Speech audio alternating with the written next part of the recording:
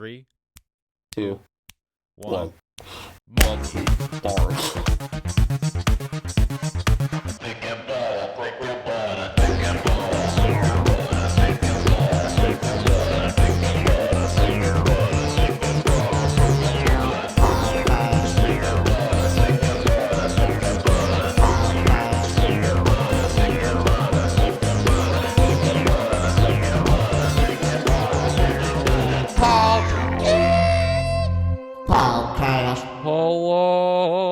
Hello, everybody.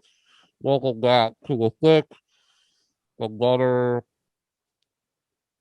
radio show. Oh, that is name definitely what we are. is Alex, My name is Jesse. aka THICC Thick. The thick and butter. There you go. Nailed it. This is episode 95. And wow, I'm so happy to be back. Man, it has been a while since we have been behind the microphones down here in Los Angeles, Kentucky. You know what I mean? It's been a while. It's been a while. What have you seen? What have you seen in this big blue world recently? What has caught your eyeball? I've caught my eyeball. Dude, nothing much. There's not much for the eyeball to catch. Yeah, nothing's really caught my eyeballs very much. Yeah, nothing much. All right, everybody. That's it. See you next week. Nothing caught my eyeballs. I'm out of here. This has been episode. See you guys next week. What if we just started making podcasts like 20 seconds long? That's a pretty funny idea. You think that would make us famous? Have you seen this new YouTube channel that is reviewing albums in under 10 seconds? No. Dude, you gotta look it up. It's actually fucking great. That sounds like this guy who's clearly in like his dorm room. Yeah. And like he like records like album, like he'll record like he'll be like kind of the creator's Igor.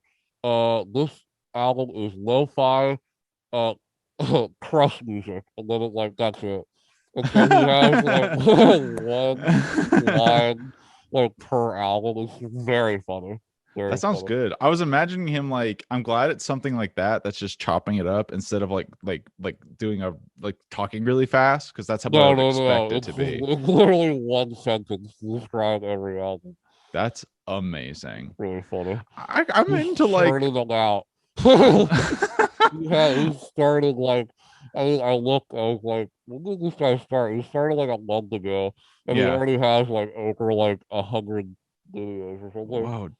Jesus Christ. Probably just like the weekends, after hours. What did I think of this album? And I mean, he just released new, like it doesn't matter, like old, new, it doesn't matter at all. He could just go through all of his albums that he has on like Spotify, and then you could like think about the amount of videos you could make per day. Like if you just sat down there and grind. Let's say how many 10 seconds. You could make like 6. Wait, okay. Let's math for a second here. So how many videos, 10 seconds videos could you make if you worked 2 hours straight and you just made videos? You know? All right. So, well, here's the problem with this. Okay.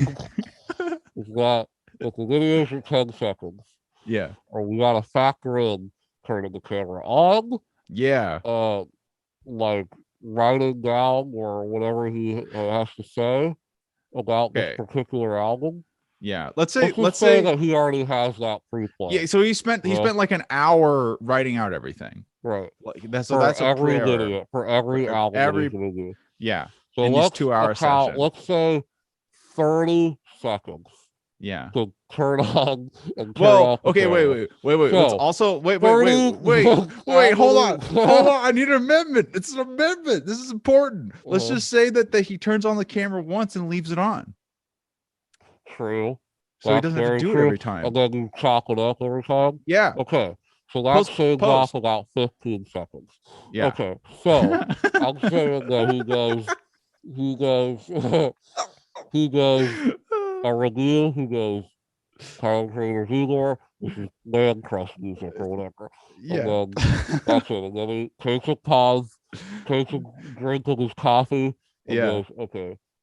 The weekend's after, so you gotta add, like, let's say it takes 15 seconds. Yeah. Okay. Wait. We should. What if he times it? Let's be efficient. He's not gonna take a drink of water after every take. Why not? He needs it. Why not? Because it's 10 seconds. Or you little pussy bitch. You don't take a drink every second. I bet the guy. I bet that he. Listen, I'm thinking about editing brain. If I gotta edit this shit together, I'm gonna lose some space. Okay. Yeah. All right. Yeah. So you're not just like. Yeah. Right. So you're not just. It's gonna be hard to edit. You gotta think. Dude, what if we did it my way? That he would just be like Igor's Man Crush music after hours the weekend. Okay. Yeah. Okay. Challenging. All right. You prove your point. I will give the extra 5 seconds for ease of editing. Now, let's figure this out. So there's 60 minutes in 1 hour. Correct? Yeah. And then how many? So we're saying 15 seconds now? Yeah. How many 15 seconds so let's figure out how much seconds is in an hour. Yeah, right. That would be 60. That would be 60 times 60. Is that right? Oh, it's so embarrassing we do math 50? On here. I think it is 60 times 50. Because there's 60 seconds in a minute. That's correct. So there's 3,600 seconds times 2.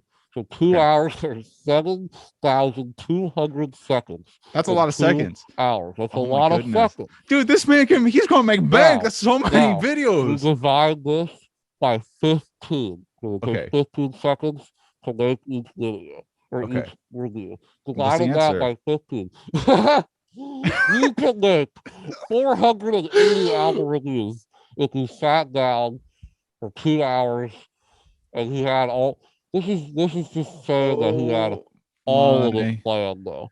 Oh my god! And also, you gotta. I don't think I can name 480 albums. That's a lot of albums. That's true. That's a lot of albums. That's a lot of listening because it wouldn't be realistic to do it this way.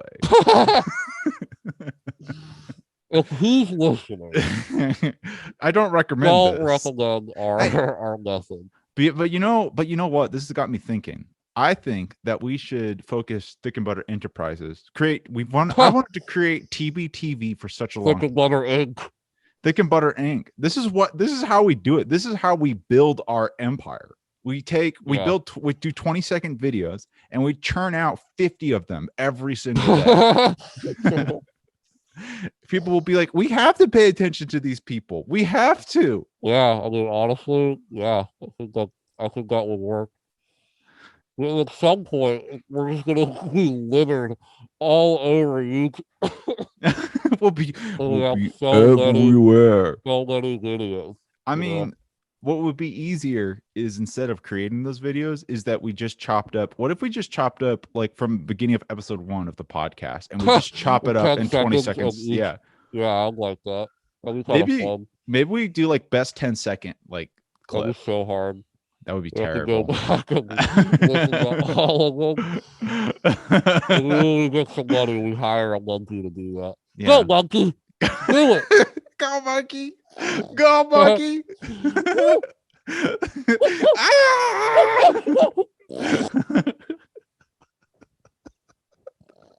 That's my monkey sound. Yeah, I would we would have to call that series Go Monkey or something. Our Go Monkey video Thick and Butter series. Go Monkey.com. There's a thing called GoDaddy on the internet, right? Yeah, that's a website that helps you make a website. That's a weird name to choose for your website. GoDaddy. GoDaddy. Yeah, the other websites are like Squarespace Yeah. WordPress, and GoDaddy. Why is that like? Is Is that that like a right? Is play that on what word? That's what GoDaddy is, right? Yeah. No, I think you're What if I right. just pull that out of my ass? Well, like you GoDaddy. just made something up. Yeah, GoDaddy, official site. Yeah, domain websites. You know what? You know what? GoDaddy, this doesn't look as weird as it used to look. Yeah. GoDaddy, You said porn on it. You said the well, same GoDaddy no. site. Do you remember like the ads for GoDaddy? Remember the old ads for Oh. that? They were Uh. really weird. They were like Really? the logo looked like it was like in the 90s, it was like very Yeah. like punk rock kind of like GoDaddy, make a We. fucking website. Like it was like that kind of vibe. GoDaddy. And like Oh, now, GoDaddy. well, that's what it was. It was like, and the commercials were Oh, like really aggressive. Like that's so funny. they were very aggressive. Like I remember there was one with like a guy riding a goat or something. It was very aggressive. I kind of remember that, Go dude. get it. Make a fucking website. that have you seen the commercials for like that one? What the fuck is it? I want to call it like Aflac, or it's not Aflac. It's definitely not. But there's this one commercials that were like famous in like Man. French or something that had these super sexual furry commercials. Have you heard about this? And it's like, it was like, I No. wish I could show it to you right now, but I would have to like remember it. But there was like, it's crazy. Some of these Dude, commercials that some of those also commercials like overseas yeah, are wild. they're raunchy. There's a really famous. You ever see the Skittles? Like that one that went viral a few years ago. It was like a Skittles commercial. No, what It is was that? in like I want to say. I want to say it was like Germany, Uh-huh. but it was. I mean, you look this up after this. Like, I'm Yeah. not making this up. It starts with a husband and a wife clearly off on their honeymoon, and he's Yeah. fucking her in the ass Oh my god. on a bed, and the bed's like shaking back and forth, and like you see a wide shot of his bare ass, just like Oh just my god. fucking this girl doggy style, and then he's like, I'm gonna come," and then she like gets down on the knees to to get the load, and it's a load of Skittles. Are you And then it goes, "Taste the serious? rainbow" in German. I'm not kidding. You can look that up. You can look that up. Europeans are way chiller about sex stuff than we are. Yeah. Nudity. There's a lot of, I remember being in Italy and turning on TV late at night. That was one of the weirdest, I mean, it was one of the weirder things to see because it's all in Italian, but it's like, Yeah. you know, Crazy the shit. local news like in Italian, and then Yeah. you see the local commercials, and you're like, Wow. what? There's like a couple like naked ladies just in one. Like, Wow. yeah, they don't get. They're right. They They don't don't care. They care. don't care. And also like, oh, their rating system is super different. Like Yeah. rated R movies, like a movie like Deadpool, for example, or something, would be like PG-13 in Europe. Sure. Yeah. Well, Yeah. how it should be. Well, Yeah. people Really. who are over 18 are like Deadpool. Like is made for teenagers, Yeah. not Yeah. made for fucking adults. The rating system is so jank. Yeah, it's so jank. And also, like, not just the rating system. I think our perception of like the fact that you can't cuss on TV is the Yeah. weirdest thing to me. It's so weird. And you can cuss Yeah. on TV, but you can't say certain words. Like you can't say Yeah. fuck on TV. Nope.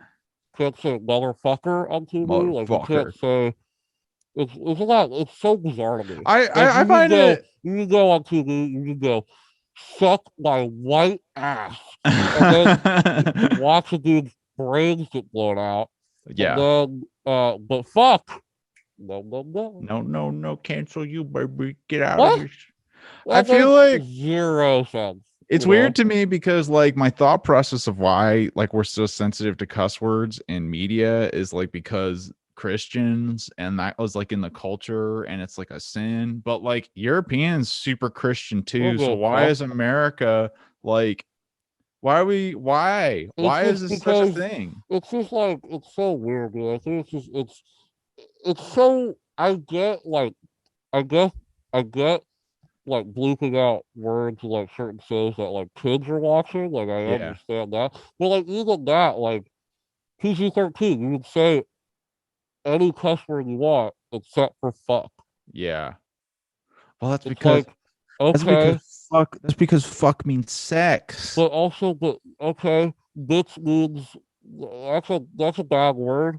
Yeah, that's Ass, a your asshole, yeah. Dick, your butthole, your yo, dick. your You know, like butthole.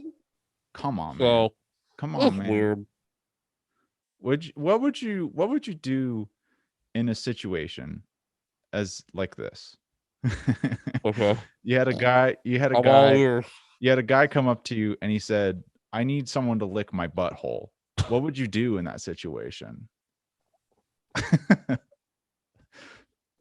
Would you run? That's probably the safest thing to do. Like, just leave. You know, Jesse, I've never thought about this. Um, oh my god. Well, here's the thing: is it You a man? Yeah, I'm thinking it's a dude. I'm thinking it's a dude. What does he look like? Kidding. The stunning. No, he's like stunned, like a beautiful man, Stunning. like Like literally glistening. yeah, His pecs. Like Yeah, Ryan Gosling walks up. like Ryan Gosling, but he's as ripped as the Rock. But he's like Ryan Whoa. Gosling's size, so he's not as intimidating. You And he know. goes, I really need someone to lick "Hey, my asshole. what if is he really polite or is he kind of aggressive about it? Is he No, like, he's not even weird. He's he's super like, hey, charismatic. hey, man, I really can I talk to you real quick? Like, yeah, Yeah. I really need someone to lick my asshole. And you Do actually I know want this guy? Is this a no random guy? random stranger you've never seen him before in his life. If You it don't was even polite and it yeah. was courteous and he didn't look crazy, I would direct him to the nearest uh strip club, you know, where the hookers at. You know, Would you I walk want to with him help him there? out. What would you Huh? walk with him there? No, Would I'd you say take a left. I'm not going there. Have a nice day. What a I nice don't man. want to meet a hooker. I'm just helping this other guy out. I'm If just he's helping a looking for a friend out. hooker, listen, man, I know where the hookers are. What if he I'll tell you where they are. what if he asked for I want a clinical lick button? Butt licking. Lick A button. clinical butt, like in a clinical, like a doctor setting. Yeah, like a clinical fashion. And I would say you're a fucking, you're a weird guy. Yeah. And I don't know any doctors that are willing to lick your butthole. What if you're feeling so compelled by this man's charisma, right? Like this man is so charismatic and he's saying Okay, all these things and you have to help him. and then I would say, hey, listen, man, I don't know any specialists that would lick your butthole. Might have to go to a different country for that. I would say Amsterdam. I think you can do it there. A clinical I butthole believe licking at the red light district, I think one of those ladies will lick your butthole. clinically. Yeah, for sure. Yeah, Clinical if fashion. you pay it enough, I think they'll do it. I think that That's a weird answers thing, right? We what? go to Oh, like Amsterdam? the red light district. Yeah, Yeah. I think that that's that another would thing. That's Europe is. We don't have we don't have anything like that. yeah, Where Amsterdam's like really you walk in an crazy. alleyway and you look to your right, and there's literally girls in the windows, like you window shop. Yeah, You like for know, prostitutes. Yeah, that's like pretty a interesting, that's like an unimaginable thing like right? to like consider in our That's a culture. whole interesting debate too, Yeah. because here it's illegal to do that. Like you can't Yeah. do that. There it's Yeah. legal. I think I'm kind of like all more positive towards making prostitution legal because Me of too. like just protecting the sex workers. Yeah, and also like if you want, like I don't think, yeah, I think obviously forcing somebody into doing that is horrible. But if Yeah. they want to do that, you know, Yeah. and like if because let's be honest here, there's a market, Yeah. and people you can make a lot of money doing that.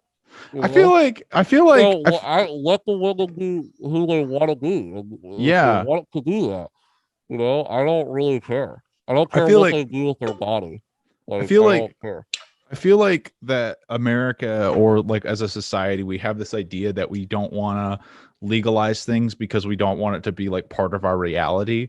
But it's Yeah, like, come on, guys, what, yeah. make it illegal, make it legal. It's gonna still exist. It's not I gonna guess not like yeah, you exist. don't want the lifestyle change of like walking down the street and seeing like go to Las Vegas or something and like Yeah, there's a red light district there where it's yeah, like that one or that one, you know? yeah.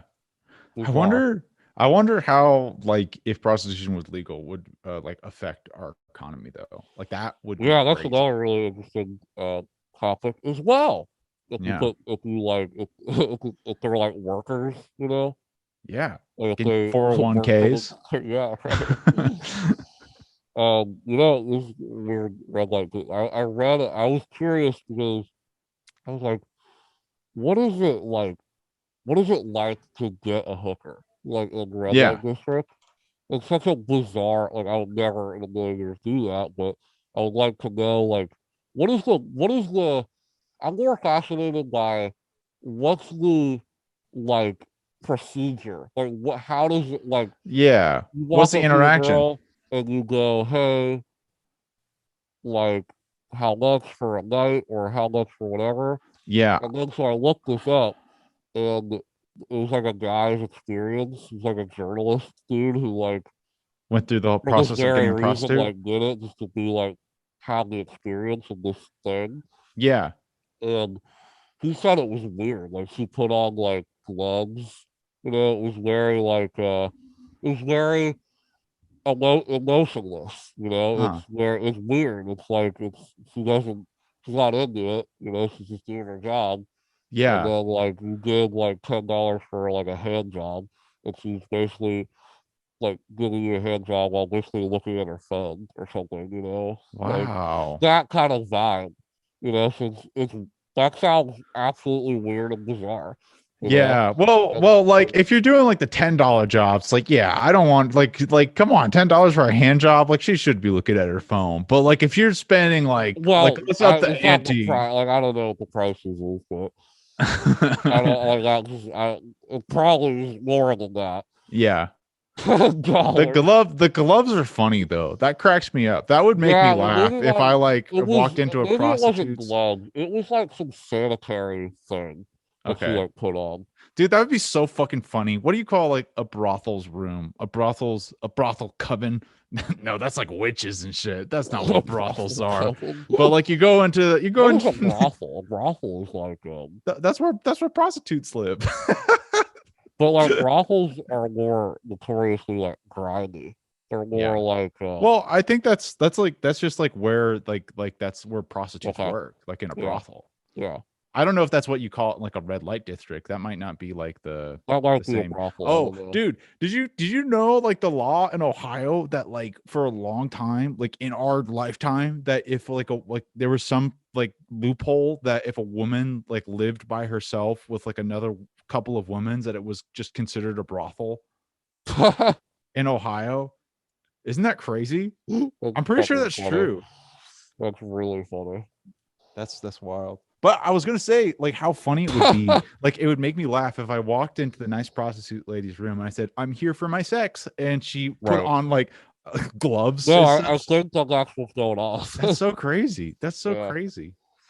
Yeah, so it sounds pretty awful to my ears. Was this during COVID times? Did he do this during COVID No, no, times? no. This is like way before. This is like Oh, 2016 or something. how have prostitutes dealt with that in COVID time? I mean, like They people illegal probably weren't prostitutes working. that just suck. I don't know They're though. probably Like out of what work for a while. that I feel like that people would still be trying to buy it though. Oh And it's yeah. like, would you try to Oh, Jesse, you enforce don't have to worry about that. the buyer's demand, the Yeah, market? The market's there still are going people out strong. there. Don't you worry. But I wonder if there's like any like COVID procedures though, like safety procedures. Oh man, if you're a prostitute, and you're listening to this. What are your COVID precautions. Well, We'd love like, to know. hold on. I'm actually gonna look this up real quick. I'll put Okay. a. I'll put Please a. tell the audience how you're gonna Google this. I'm gonna Google it by saying, okay, so let's say we need prostitutes in there. Let's start with that. Prostitutes. Uh-huh. Prostitutes. How do how to how to how be a prostitute. maybe let's say how do prostitutes in Amsterdam Amsterdam Deal with COVID. deal with COVID? Yeah. Deal with COVID? Question mark. There's gotta be an Oh, I answer. didn't put COVID. I forgot to add COVID. I There's just said gotta be how an do you answer. I feel like they're either just not working or they Oh, dude, there's like a lot. There's like CNN has an article about it. maybe really maybe maybe the prostitutes require you to get tested Yeah. or you have to plan it in advance. Yeah, All right. they're like making people there's a no kissing policy. Uh Yeah. and there's Even people weirder, check up on right? health. Yeah, no kissing. No, okay. It's basically it will Wow, probably come interesting. down to this. It is just to get your wiener test. Yeah. That's it. Yeah. I mean, like Yeah, I don't care. I if mean, you're I'm just going in saying if you're going there's in for some good hot and raunchy doggy, it's like you don't need a kiss. Come on, let's skip that part. It's cool. I don't even know. That's another thing. I don't know if like the prostitutes even do that. I What bet some kiss? of them are just like, I only give hand jobs. Yeah. Like, Well, okay. well, I think that you that's like part of the thing about like the what you do at the front desk. You go into the brothel and you're just like Yeah, saying it's like I'm interested in this when kind of you're filling out experience. your sheet, Yeah. you know, what to do, what not to do, you Yeah. know. I've read a lot of times there's a lot of ass Reddits on Reddit about the escorts and stuff, and they talk a lot about how sometimes they like just have sex with people, but oftentimes there's like an emotional thing that they're there for, Yeah, and like sometimes there's a problem because it's not professional, that's pretty but interesting. like a lot of times it's like sometimes I just go there and I just like spend time with them, and sometimes we have sex and sometimes Right. we Think don't. about how many movies have been made about that. Like, What escorts? well, like the idea of like falling in love with your like a prostitute Oh or yeah, right, escort, right. happened a lot. Yeah. Yeah. I was No. watching a movie last night, a movie in Las Vegas, with Nicolas Cage. That's the thing of it. And that's about falling in love with a prostitute? Yeah, you ever see that movie? No, I haven't. No, That's I the haven't even one heard he of won it. an Oscar for. Oh, was that his It's, first time he won an Oscar? he only won one. What? Yeah, he's Okay. only won one. Like I know Nicolas Cage is not He's appreciated not gonna for win his two. That's genius. pretty hard to do. There's not a lot of people who have more than one. More than one Oscar?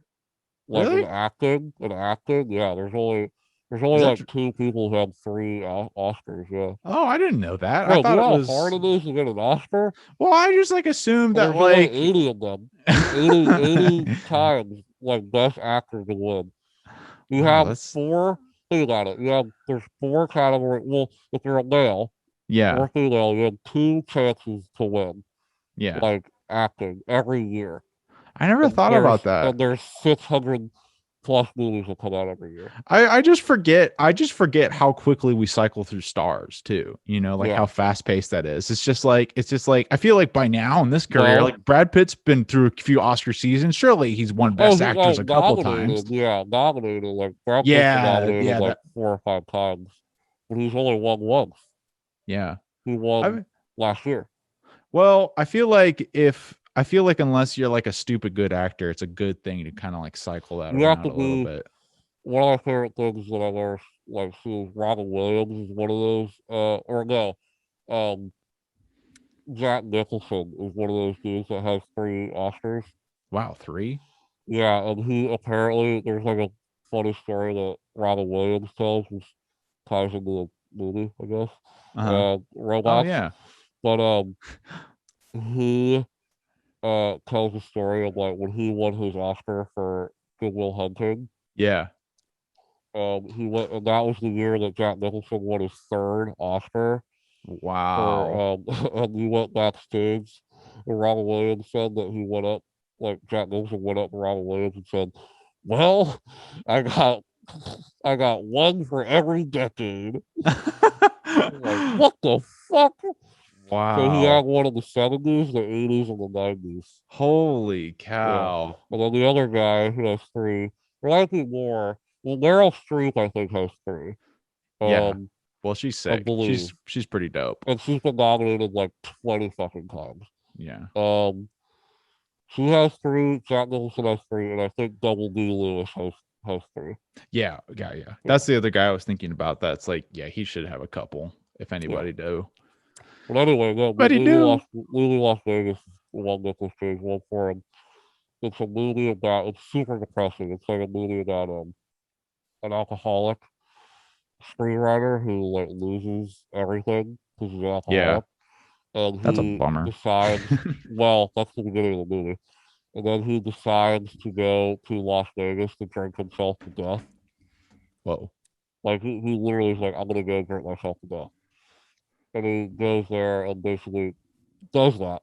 But in the process, he falls in love with a escort played by Uh-huh. Elizabeth Shue. Really good movie. Really good movie. Wow. I will. Yeah, I it's will. super good. I will. I'm down to check out things. Nicolas Cage is Cage in it. great in it. The thing about that performance is he actually did get drunk. Like he Really? got very drunk. Yeah, he is a crazy person. Like Uh-huh. legit. I mean, I like Nicolas Cage is a fucking crazy person. He's I love quite him as an unstable. actor. He is a crazy person. Yeah. But he had to go to the hospital. He dragged himself almost to death, like Wow. the character. Yeah, Wow. yeah, That's a little bit too much method, buddy. Step yeah. back a few steps. Here's my thing to that. Hey, buddy, why don't you act? Yeah. Why do you Yeah, don't have to actually do it? that was one of the things that that like from some famous actor said something like that to a method actor, maybe like Yeah, I can't think of who, but he said like just try acting, dude. Try acting. right. Yeah. I don't. Double D Lewis is the only method actor that I hear about that's like it works. You Yeah. know, like that's just Yeah. what he has to do. You know, Yeah. but you don't Yeah. hear him being an asshole. There's a lot of like method actors like Jared Leto, like when he played the Joker, he like put like dead rats in Yeah. people's fucking like not like on camera, like just off set would get like ship like send dead rats to the other cast members. Like, Yeah. He what are seems you doing? Jared Leto seems a little bit pretentious. A little Just bit. a bit. Great actor though. Yeah, Okay, the last thing I saw him in Justice was League, wasn't it? oh my god. Yeah, we didn't talk about that Jesus Christ. He actually was much better as the Joker in Suicide Squad in just that one scene. Yeah. I can see that like there was definitely potential for him to be the Joker for sure. Um and like but the last thing I saw him was called The Little Things, Denzel Washington. Oh yeah, that's another He bad movie, isn't had it? this wild acting choice where the guy had a limp, like Oh, a this is he like severe a limp limp, and fat? Is and this he has like a beer belly. yeah. Dude, I was dying in the theater. Like every time he walked, I was like, bro, who let him do this? Like he looks so dumb. Like it was like the kind of thing where like, yeah, people have limps, but when you watch, you're like, dude, you're like you're acting like you have a limp. Yeah. It's not how people walk like when they have limps. Yeah. Like yeah, it was very funny. Yeah. Um, but yeah, maybe Well, Las Vegas. do you want to talk about robots? Sure. What did you think? I was honestly like Dude, really surprised by it. I liked it a lot. I watched this movie a lot when I was young. I I did loved too. this movie. They also had there's a video game based on this. Really? that I played. Yeah, I think it was like PlayStation 2 or something. I Yeah. can't remember. Maybe GameCube. When did this movie come out? 2005. 2005. Yeah, so maybe like PS2. Anyway, or Xbox. I don't fucking know, right? One of those old ones. Um, but no, I like grew up watching this movie. I have a lot of fun. I like this movie. I think it's cool and I I think it's thought fun. I thought it was going to be trash. Like I thought that this was like a bad movie, but I was Really? really surprised that this because I liked it too as a So kid. you But I tried to pick like a bad animated movie to yeah, I thought this you was gotta like a let me laughing do that. stock I'll bad. pick I got some bad ones. Yeah, but there's uh some but really bad ones. but this one like turned out like well not turned out I just Yeah. realized that this one is like it's not I mean it's not like the best animated film No, I've no, ever seen, no, no. but like the beginning of this movie and like the overall message of this movie was like pretty well written. Yeah, yeah, yeah, Characters were yeah. really quite good. The other thing that I thought was really surprising was how good it looked for being made and animated in Uh-huh. 2005. I just thought it was like a really good decision to do everything like as imaginary as it was. I think Eva was talking about made that point too when we were watching it that like it's so much easier for 3D stuff to do metal and stuff. It did that Oh well for a yeah. really Yeah, long yeah, time. yeah. Round And edges. Yeah. yeah, and like Yeah. shiny. So Right. everything looked like it was made out of metal and nothing Yeah. had like that weird sort of like fuzzy like I don't know, like Yeah. bad 3D animated quality to it. Yeah, I was pretty surprised by that too. And yeah, I agree with all that. Dude, like watching it again, because you have to watch it with the context of like this has the story of every animated movie ever created, Uh-huh. especially like during this time, like the overall kind of story of it, like 'cause the plot of it is almost identical to any animated movie that you can like that came out during this time. And so, Yeah, but I think like the leaving home story. yes, yeah, yeah, yes. Yeah. And even like every, you know, the character realizes this thing that he's been hunting down is not what he thought it was gonna thought it was, and you know, all that stuff Right, is right, right, right. so common. Um, but I think what this movie does, that what I like about this movie is it's made by I thought it was a DreamWorks movie, but it's not. It's a Blue Sky movie. Yeah, And who else those are the did guys, stuff? Ice Age, right? Ice Age, the Ice Age Oh. movies, and then I feel like, let's look this up. Blue Sky Animation. Um, so they have, yeah, they're known for the Ice Age movies. Um, the Here's a Who, like that, the Peanuts movie, which I thought was amazing. Um, Oh, was that the most the recent 3D Peanuts animated movie? Peanuts movie, yeah. Yeah. And so, like, the the Ice Age movies are very much like slapstick comedy. Like the best parts of the Ice Age movies is Scrat. Is the slapstick comedy aspect to with of those movies. That's the And I squirrel, think right? yeah. The little short film that happens, in the beginning of Yeah. all the Isis movie, it is like a subplot throughout the whole. I love that stuff. It's like the funniest part of those movies. It's just like very Looney Tunes esque, Yeah, and they're yeah. very good at that stuff. And that's what this movie kind of.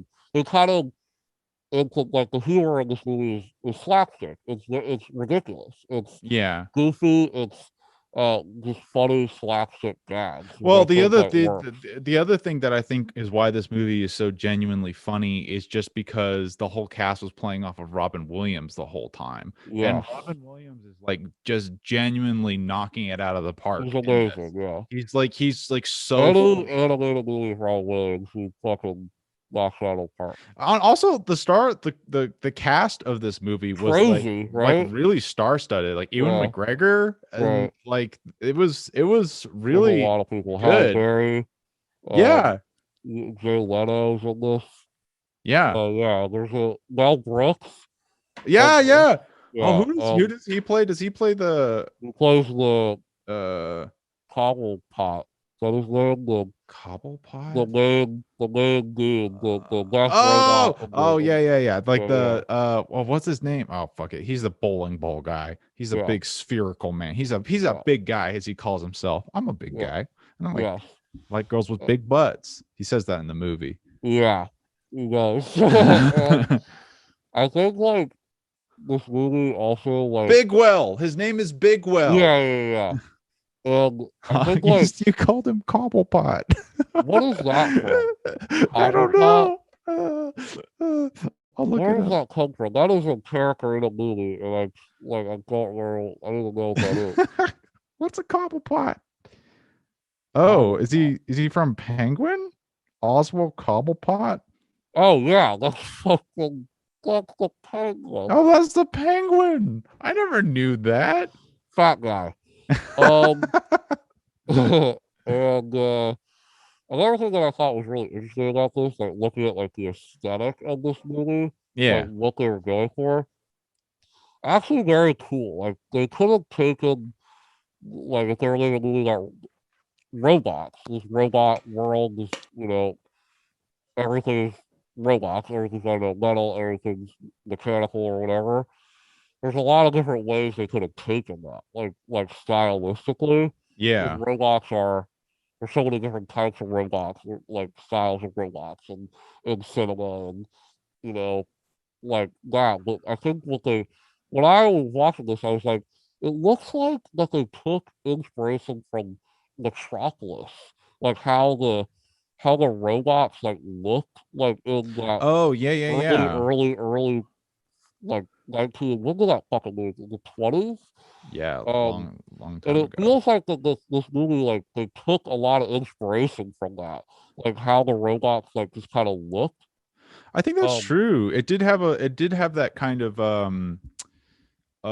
like that, like it was like a more child version of that kind of gothic look yeah, that came like the from that. sci-fi look from from sci-fi movies from like the 50s and like earlier than that. Yeah. It kind of it has that, it's that, what is, Because it didn't it's the take steampunk. It's kind of like the yeah, steampunk kind of steampunk, feel. yes, very similar to that. And I think that's really cool about this. I think like it adds a lot to it just because the world is so beautiful and cool. Like it's just Yeah, the world unique and really cool. is really like genuinely interesting. Right. And I like that the decisions that they made, because they could have done it where, which the animated films have done this before, like Cars, for example, where it's Uh, like cars, but it's just people, but they're cars. It's just like yeah. human characters. For them, this it's really relevant that they are robots. Like they Yeah. are robots in this movie. Right. And And there's a lot of great um yeah, that's actually a really good point. Well, I think what you're trying to make is like the cars. I haven't seen cars in a while, but I don't remember them really referencing that they are cars. You know what I mean? yeah. Or like It's not any like really it's not necessary to their existence or the story in basically any meaningful way. yeah, I mean I guess like Lightning McQueen is, race car he's a race car, Yeah. driver. But other than that, like this movie like has a lot of like jokes about being a robot, like Yeah. how it's like integrated into the world where you need new parts, you need upgraded new parts, or you're Yeah, gonna exactly. die, or like I love the opening scene where they it's so also the opening is like kind of like adult and dirty, Yeah, right. where it's like We're gonna basically a make a sex joke baby. that Yeah. they are about to Yeah. like make this baby, which is hilarious.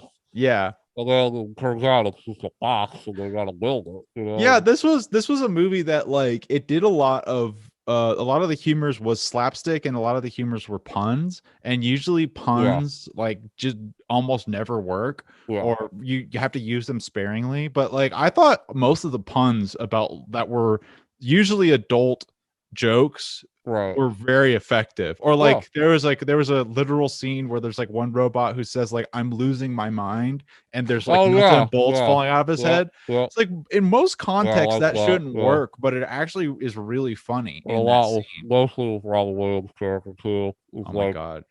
he just has so many.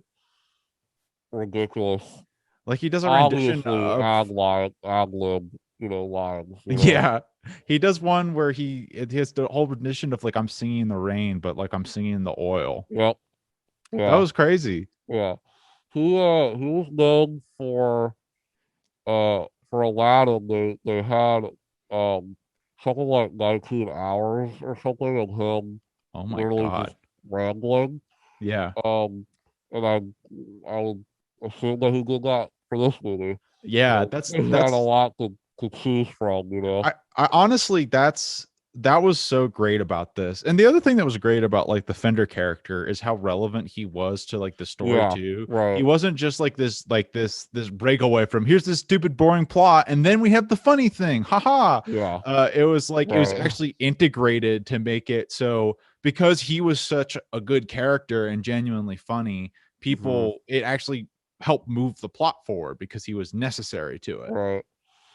Yeah. What else? What else did I have to say about this? Um, hmm, huh, huh. I will say that I felt like the I thought that the setup was really strong, but that's sort of like the template setup where they had like the same story that like the leaving home story and they did Yeah, all of that right because that's been like written a yeah, lot and they kind of did they filled in the template in a really creative and interesting way. Like the world was really interesting, the characters were really good. And then it was like by like after the first act ended and really like the second half of like the second hack the like going into the third act is really when it kind of like yeah, got weak, yeah, yeah, which it's kind of I feel funny like criticizing like the writing about like yeah, this kind of stuff. um but like we're comparing this to like DreamWorks and Pixar and shit, and what they're known for is yeah, amazing visuals, but it's right, also for the way that they can tell these stories, yeah, and that so like it is kind of important to discuss how impactful a story is in an animated film. So right. I think that like the ending of this film is really like where it's weak in terms of story. Yeah, I mean, I would just say that it's just very, it's just so conventional, man. Yeah, right. I grew up in this time. I was 10 years old when this movie came out. And like, I saw every animated movie ever created, most Yeah. likely, and Yeah. during this time, like the Over the Hedges, the fucking, Oh my god, Shrek, yeah. All the, the Shreks. the Ice Ages, um, oh my God, what's the open season? Like Oh all yeah. these Oh yeah. like Cream animated of the films that crop. are there are parts of that was largely like this movie that kind of we watch those movies like especially like open season Yeah. or maybe not so I haven't seen Over the Hedge in a while, but definitely like the Ice Age movies. Yes. Um, they're dated. Like you watch them, you're like, yeah, let's came out in 2000. Let's came out in the early 2000s, and we're far enough from that era, the 2000s, that it is an era. And, Sure. Yeah. this animated films and the Pixar movies definitely define that era. But, like, the Pixar movies are like the cream of the crop animated films during this time. And Yeah. these were like, the Blue Skies and the DreamWorks. Like, they were good ones, but they were kind of formulaic. And they kind Yeah. of did tropes in every other Well, yeah. movie. So the ending of this movie is like very like generic. Tropey. It's Yeah. tropey, but it's fine. There's cool there's still like funny slapstick humor that happens in it. Like Yeah. uh, Yeah, all these movies are kind of interesting because it's sort of like this whole series. You're right. It's sort of like the Pixar knockoff sort of films that like came off of it, yeah. which are like kind of a genre of its own because I wouldn't even like necessarily include the Pixar movies in eh, One second. What's up, Glenn? She's barking at something.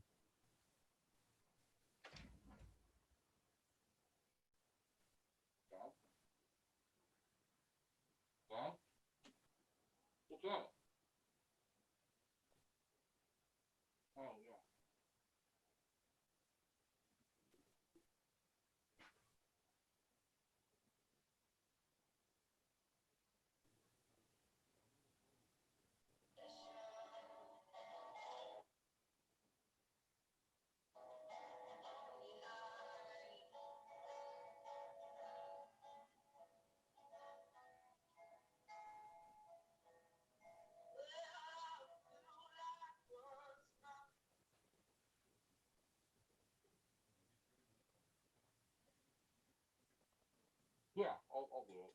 Probably a little after, but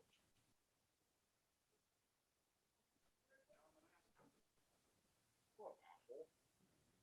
What? They won't turn. They won't turn up.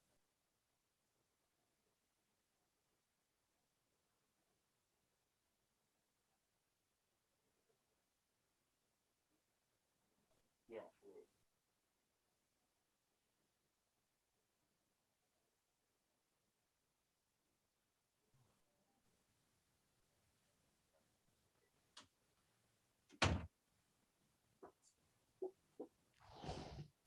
Okay. What's up?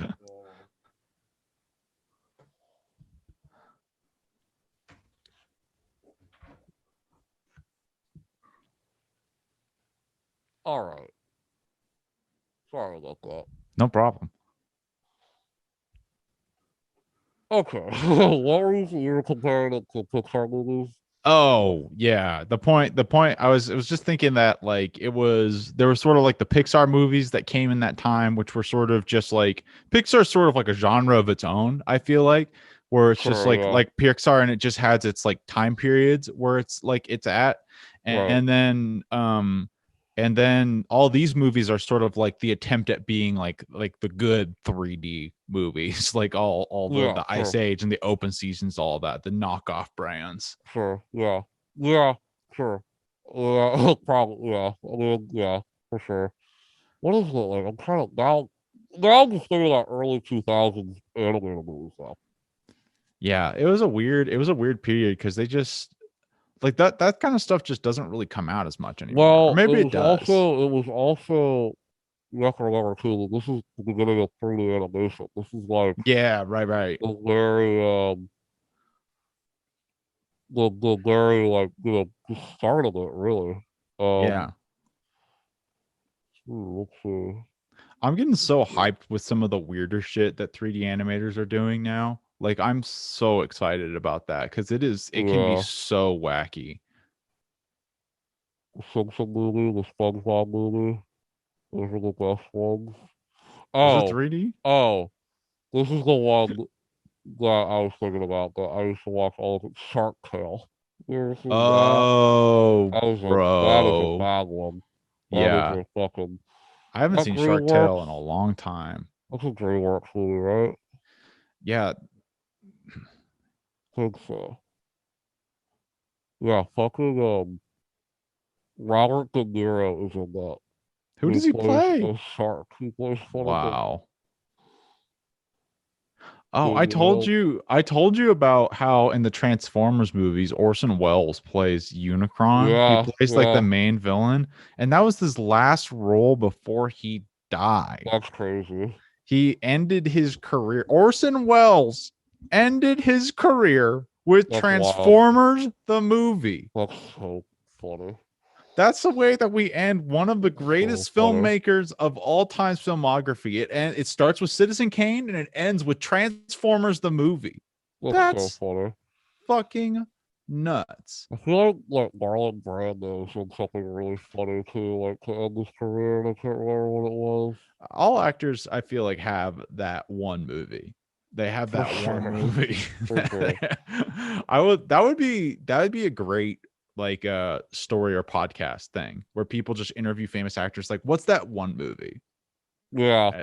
And they just What's give that horror one after stories. they're like when they've been around for a while? Like Yeah. what's that one movie that you there's some like George Clooney always makes me laugh whenever I see him. Sometimes I see him shit on Batman and Robin, like he makes fun of Yeah. it. Yeah. You kind of have to. Like, you have to acknowledge that you're in one of the worst movies of all time, you know? Yeah. Like just universally, like, Hated. hated movie. So you have to acknowledge that, you know? It'd be weird if you didn't, you know?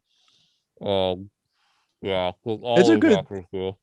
it's a good thing to do. I think like so Well, the actors don't know. yeah, right. They don't They that's don't the know how it's thing. going to turn out, really. It's hard because really if you want I don't know. I just feel like you don't have to be proud of all the work that you did, but it's like I feel like picking and choosing your reputation like that, like the good movies to represent you, I was like, it's like too much work and would Yeah. just like weigh on your psyche. Like I know, like I know that's how it would feel for me. So it's like Yeah. if I was George Clooney and I cared about being in Batman and Robin, and I didn't want people to know, what a burden. I have to like Yeah. avoid that all the time because it's Right. fucking everywhere. Everyone's seen Yeah. it. Everyone knows Right. about it. It's like Exactly. my Yeah. whole Right. life I'm dodging shit, Just to you know? act like, yeah, I liked it. Yeah. Yeah, Well, it was fine. It was good. Or come on, man. like you had to You're convince George people. Clooney. Like, you're all right. You can say Were that you you don't like really it. watching that movie? Yeah. Did you Like, see how well the yeah. camera movements works Yeah. George occasionally? Clooney was like, listen, man. Yeah. He like does a whole campaign for Batman and Robin. Yeah. He's like, listen, man. You guys don't get it. You guys don't get what Joel Schumacher was gonna do. You didn't see the You didn't vision. understand when Robin drives his motorcycle through the wood barn. Yeah. You didn't see that it magically creates a Batman logo in the back. Isn't Uh, that genius? It Genius. makes so much sense. Now, okay, so Every now that time we I run my motorcycle through a wall, it creates my and name. Alex. My name. Alex. Yeah, maybe uh, I think now that we have the Justice League Snyder's cut, we should do a new cut of Batman v Robin, because you know there's a good version out there. Batman versus Robin. Batman versus Robin. Batman and Robin. It's just a WWE contest. Just George Clooney and whoever the fuck who plays Robin in Batman v Robin. I own that movie and I've never seen it. Oh, who is that? I don't know. Some guy who's never really acted before. But Some who's in that guy. movie, though, is Uma Thurman plays Yeah. Poison Ivy. Oh my god. And then Arnold Schwarzenegger plays Mr. Freeze, dude. That's the one. That's the one that I know. I think that's the one. I think that's what we see the most of the clips from is the Arnold dinosaurs. Schwarzenegger. The Ice Age. That's like honestly, that's Arnold Schwarzenegger at his best though. Yeah, I mean that's why we hire him. Fuck Terminator. Fuck like Total Recall. It's Batman. I mean it's pretty funny. Yeah. What killed the dinosaurs? The Ice Age. The Ice Age. I want to know who was whatever the fuck. Chris O'Donnell? Chris O'Donnell. No idea. Looks like he did some voice acting and that's it. Nothing else. That's sad. I feel bad for Chris O'Donnell. He should get more acting, you know. Yeah. Don't ruined his career. Come on, man. Like, look, maybe get something out of that movie people who are trying to hire him. Look into it a little bit. There's gotta be, right? There's gotta be fans of that movie somewhere. Yeah. Well, I mean, there are fans, but just because it's bad, right? Like not because it's I wonder if there's people that are genuinely like like a good. The problem is like I think there were people out before the Nolan trilogy. The Nolan trilogy came out, I was like, well, okay, this is clearly what it should be. Yeah. But I think before that, you know, that 10-year gap or whatever, I think there are probably people that were like, not that bad. Yeah, I don't know. I mean, there are fans of literally everything, my man. Yeah. There's fans of everything. Yep. There's fans of robots. He probably has every poster ever of just robots everywhere. He has every copy of it. He has it on VHS, Blu-ray, DVD. He somehow has a laser disc of robots. He's out there. There's 7 million people. There's somewhere in the world and he's the biggest fan of Blue Sky's robots. I feel like 2005. I feel like that like walking into the room of a super fan would be like a mixed emotion. You just see like a fan of the robots. dude, have you ever told me why Superfan story? No, tell me. Oh my god. I don't know if I ever told this whole podcast. This is a great story. So, uh, 2 years ago, like 2019, is when we got back from working that job in medicine. Yeah. I started to work like other like odd jobs, and one of them was I was I worked for a company for a few days that um we would go to people's houses, and if you had shit that you wanted to get rid of, Yeah. I'm coming. I'm I'm taking your gonna put shit. it in my truck. We're gonna take it to the dump. That's what I did for a few days, Wow. and wow, what a job. But so we went to this one dude's house, and he had a bunch of like wood that he like didn't want, and so and he was a cop Yeah. and super nice guy. We get there and he's showing us he's working on a he was one of those dudes that lives in like a modest home, and but Yeah. he has a really nice car, and he Yeah. loves to Yeah. work on his car, and he was telling me that showing me his like juiced up like Charger or whatever it was, right? Yeah. It's really cool. And, like I'm in the cars, and like he'll tell me like what he's doing, changing the engine and all that stuff. I'm like, oh yeah, that's cool, man. And then he's like, hey, and then we were about to leave. We like got got Gabe, the guy who drove me around. Gabe had Gabe was overweight, and he Yeah. had Coke bottle glasses, and he worked a job where he lifted things all day. And the first day Whoa. I was there, we had to lift like a bunch of cinder blocks. And Yeah. he lifted two and was like, I gotta take a break. I was like, wait, you do this? Like, this is your job? Anyway, Oh, so that that's was what Gabe amazing. was like.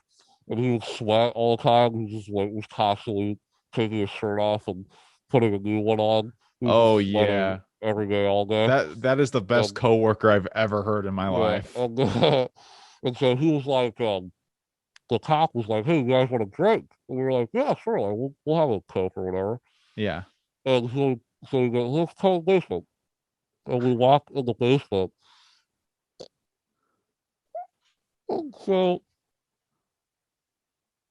God, so I walk in the basement, and he turns on the light, and it's. I'm not kidding you, Jesse. Like I'm not making this up. It's a shrine. It's like a shrine. It's like a room slash shrine to Fast and Furious. Oh And so my he has God. he's just like a 40-year-old now. And he has how many are there now? Eight, nine. Yeah, like eight. So this is Yeah. around Hobbs and Shaw was coming out. So Okay, this is gotcha. like before that. So there were eight of them. He had each poster on the wall, each everyone. He had Fast and Furious like pool ball, like a not a foosball themed Oh, table. Jesus. He had a big TV. Yeah. He had one chair, one chair in the middle of it, Yeah. and a DVD rack with only Fast and Furious movies in it. Oh my God. And I was like, and I started when he turned on the lights, and I looked at it, and I was like, I was like, you like Fast and Furious, huh? He was like, yeah, man, I love them. I was like, yeah, cool, man. And he, dude, dude, I had this conversation. I like it. I like those movies. I think they're fun. Yeah. And like I like them. So I kind of know so, kind of about Yeah. them. And it's not like it's this deep mythology that you have Yeah. to follow. It's But criminals and cars. apparently there is because Uh, he would talk about like the character relationships and like who each. I was like, I don't. I was like, it was around Hop and Shaw. So I was like, oh yeah, you're gonna go see Hop and Shaw. He was like, yeah, man, got my tickets for opening weekend or whatever. And yo. and he started telling me like about, oh yeah, I love like Hobbs, he's like, and he started going into his backstory. I was like, bro, like what the Yo. hell? Dude, So this is so amazing because I like must have told you that before. I think you did. I think you Oh my did. god. But like what's so amazing about that is that like he's full on anime nerdum about like he's weeaboo for Yeah, and Fast and I Furious. saw that and I was like, dude, like that's all. I mean, that's awesome, man. You love those movies, you have fun watching them, cool. Like, but Yeah. I just did not think that those movies prompted like that hardcore fandom. Yeah. But what's funny to But I me, get it. I knew like his personality a little bit. He's a cop. He's a hardened kind of yeah. manly dude, and he loves cars. I get it. Like that type of personality would love those movies. Yeah. You know, But just like him. the thing that's so funny about like that to me is it's like being I don't know this guy, I've never met him, but like it's like about being fake hard. That's like what the Yeah, example of Fast and Furious is. So right. it's like you're being fake hard and it's just like I'm not like those Well, the pussies who weird thing is watch like the anime. weird thing is like you can be fans of those movies, but to dedicate a whole room in your house, like for that, I'm a big nerd. Yeah. You know, I would never in a million fucking years dedicate a whole room to only Spider-Man memorabilia. Where Yeah. it's just that is psycho shit. Like That well is like just uh, weird as fuck. You here's the weird thing about it to me know? because it's like I could see maybe you're a fan of shit, right? You just like collecting shit, and it just so happens that you have collected so much like memorabilia of a specific Spider-Man franchise, like stuff. Yeah. franchise that it fills the whole room. It's like, Sure. okay, we'll do genres or whatever. We'll Yeah. have my Spider-Man room. I just collect a lot of shit. Why not? Right. But like, though, what's funny to me is that I don't think he likes movies. I think he just likes Fast and Furious. That's Yeah. insane. It's pretty funny. And then he was like, well, then he told me a cool story that he knew a guy who sold. He knew a dude because Night of the Living Dead was shot in Pittsburgh, Yeah. and actually, I think it was shot near where I was that day. That's And he cool. told me a story where he knew one of his cop friends bought the original car from that movie. It Oh, was like that's auctioned sick. off somewhere in Pittsburgh. So I think he knows other movies. Yeah. But I hope so. That would be um, just too crazy if you don't yeah, watch no, anything but like Fast yeah, and Furious. there are fans for everything, man. It Yeah. is very true. Like you know, well, that was like the only. I'm sure I've only heard things like that. People doing that as like legend. People Yeah. making Never strides and encountered shit. someone like that Oh my before. god, I couldn't believe it. And this is the last thing I was expecting to see. I was like, Yeah. I Oh. think I took a picture of it. I Yeah. can send it to you, but Yeah. It's I like yeah, like I was like, dude, I have to take a picture of this. And I like yeah. sneakily took a picture of Yeah. it. I feel like with like those fandom things, you really have to read the room for in multiple ways because Yeah, like on one hand, what this indicates is that this person has a passion, a deep passion. yeah, That's like really great and it's like it's awesome to talk to people who are passionate about shit.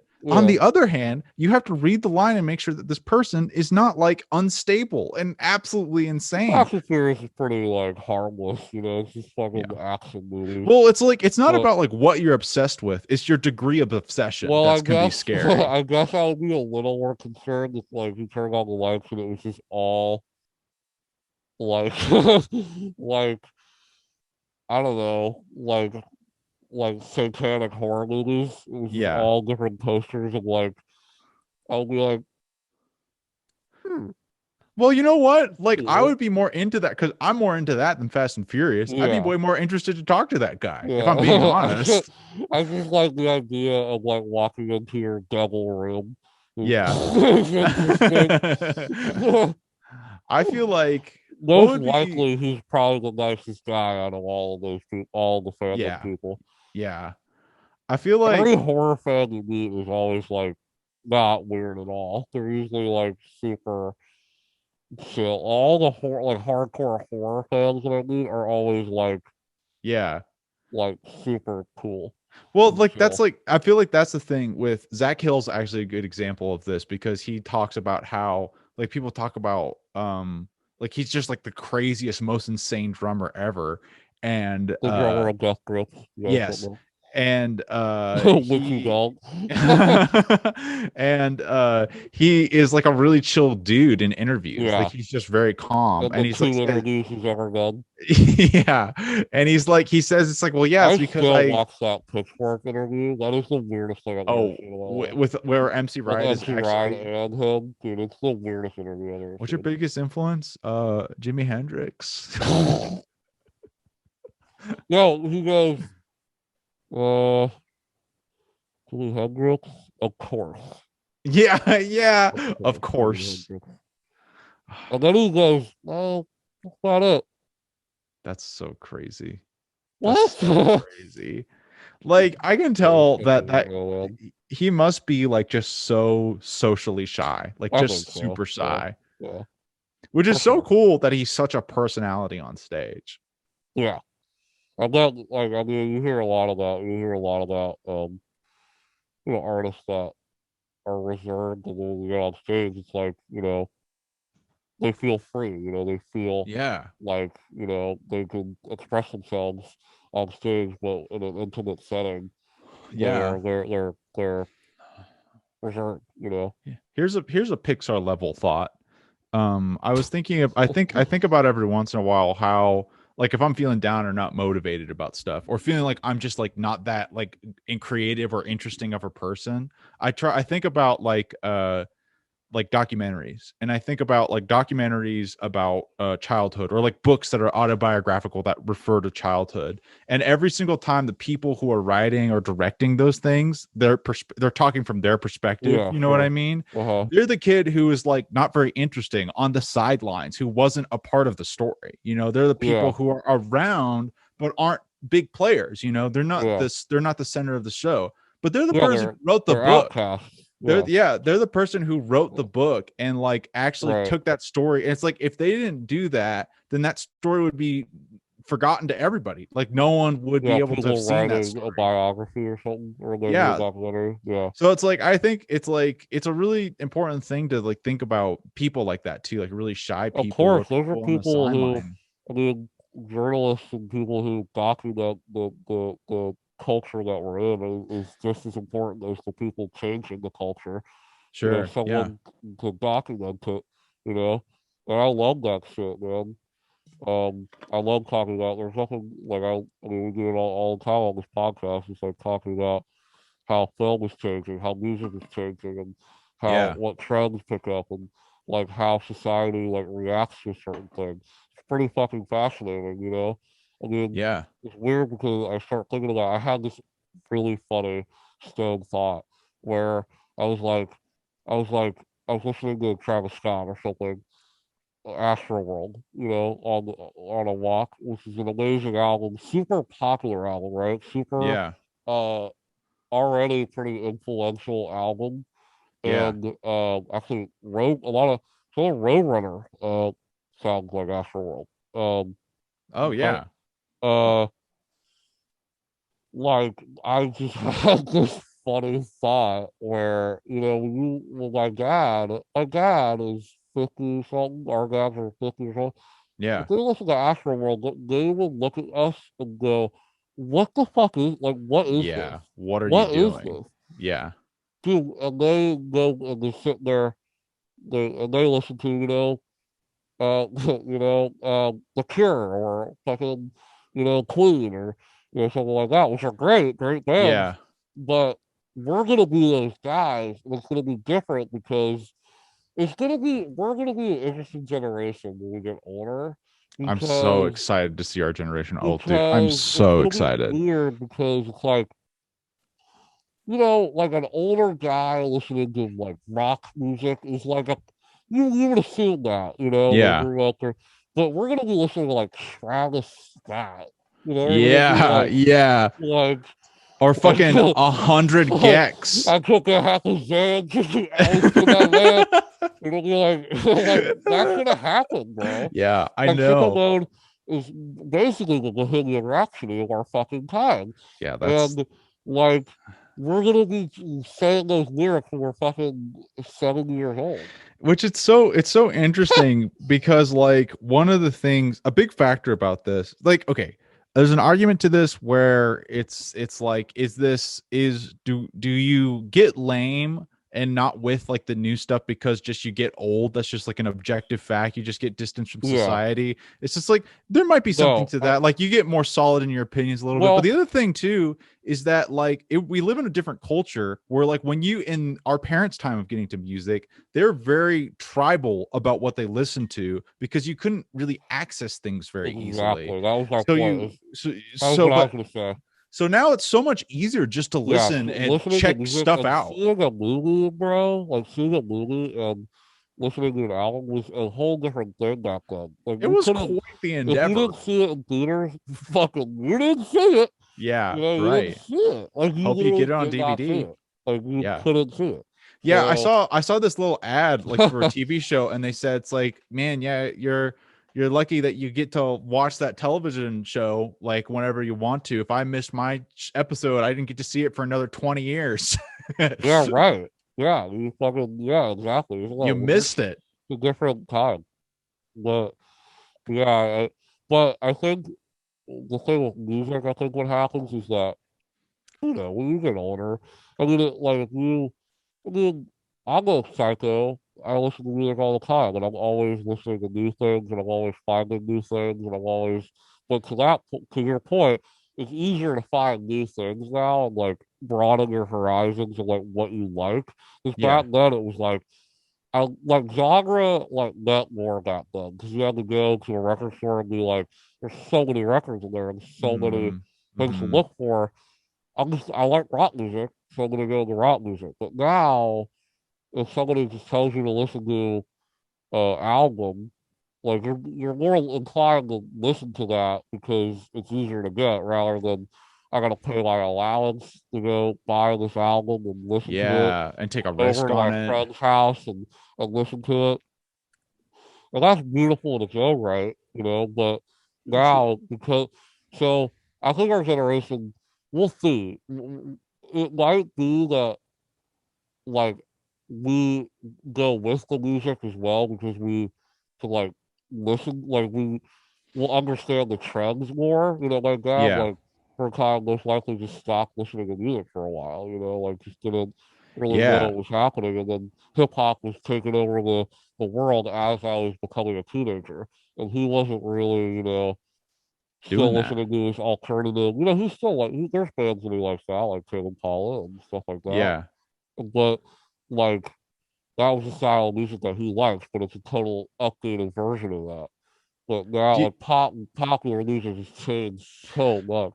but you brought up just like another good point too, because like another factor about this is the change in technology, because our parents, they had a period where they stopped engaging with popular culture. Oftentimes it's when they had kids, Yeah, right? You exactly. have a Right. kid, you don't Yeah. have free time anymore. Yeah. But when we Yeah. do Right. that shit, that's not going to be the case for us, because like we don't have to go out to see a movie. We don't Yeah. have to like go out to buy an I album. can change It's instant my access. son. I can change the diaper while I'm listening to music. Yeah, have Bluetooth in. You have your Right. Beats by Right. Dr. Dre. Get your Exactly. Yeah. plug-in shit. You go in the fucking pool. You're swimming Right. in urine. Doesn't matter. You got waterproof headphones on. Who Yeah. cares? Right.